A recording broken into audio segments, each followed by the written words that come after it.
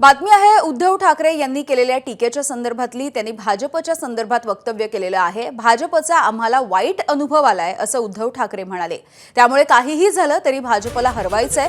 विभाग प्रमुख, शाखा प्रमुख, उपविभाग प्रमुख यांच्या बैठकीमध्ये उद्धव ठाकरेंनी भाजपवरती पुन्हा एकदा घणाघात केलाय.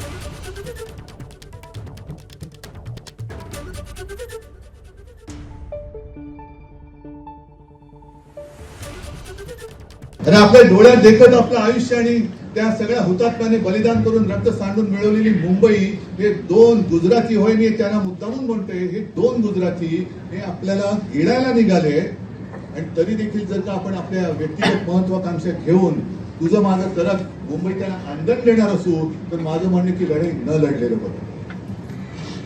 दुफडी करून खाण्यापेक्षा त्यांना तुम्ही केकवॉक द्या. आणि मला तुमच्यापैकी एक सुद्धा माणूस फुटता कामा नये. तुम्ही तुमच्यातला जोश आहे, पण हा जोश मला 16 जानेवारी सुद्धा दिसला पाहिजे. जल्लोष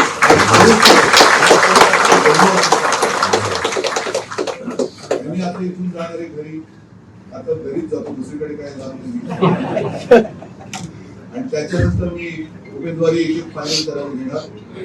ज्यांच्याशी बोलले त्यांच्या सगळ्यांच्या मताप्रमाणे तुम्हाला माहिती आहे, शाखा प्रमुख, उपविभाग प्रमुख, विभाग प्रमुख, आणखी जिथले आमदार असतील, खासदारांची आणखी कोणाची माहिती आहे, या सगळ्याची गोळाबेरीज करून कोणती नावं आलेत हे सगळं करून मी नाव फायनल करीन. मान्य आहे, अनेकांना उमेदवारी मिळणार नाही.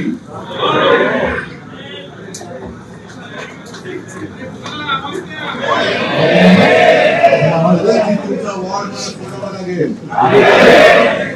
भगवान माझ्या शिवसैनिकाच्या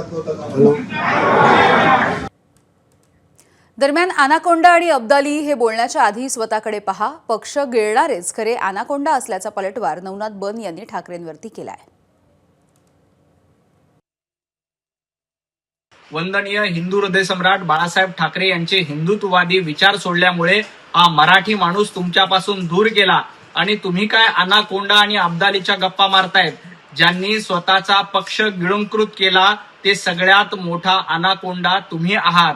आणि अब्दालीच्या भाषा तर तुम्ही करू नका, कारण तुम्ही स्वतः औरंगजेब फॅन क्लबचे अध्यक्ष आहात. महाराष्ट्र धर्म म्हणजे एकतेचा धर्म.